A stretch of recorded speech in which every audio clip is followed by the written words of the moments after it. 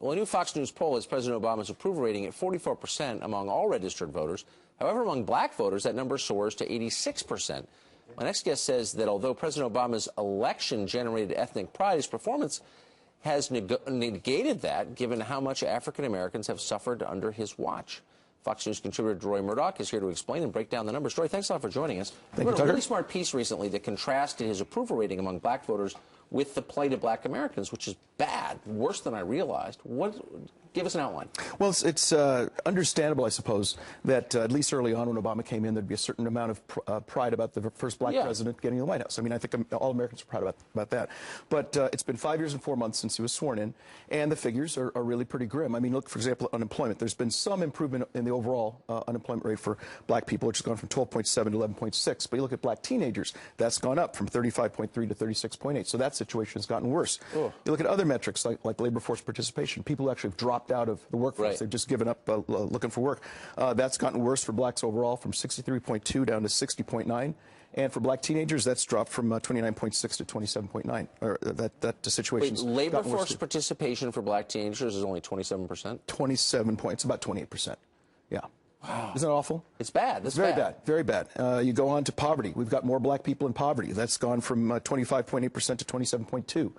And these are all official Obama administration numbers I'm giving you from the Labor Department, from the Census Bureau, et cetera. These aren't numbers from some crazy right-wing think tank or something. So you've seen in the past week the president, his wife, and the attorney general all say that racism is a central problem in American life.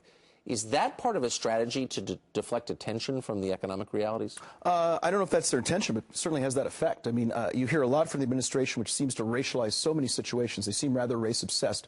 And I think it certainly has the effect, if not the intention, has the effect of getting people not to focus on things that food stamp participation for black Americans has gone from 7.4 million to 10.9 million.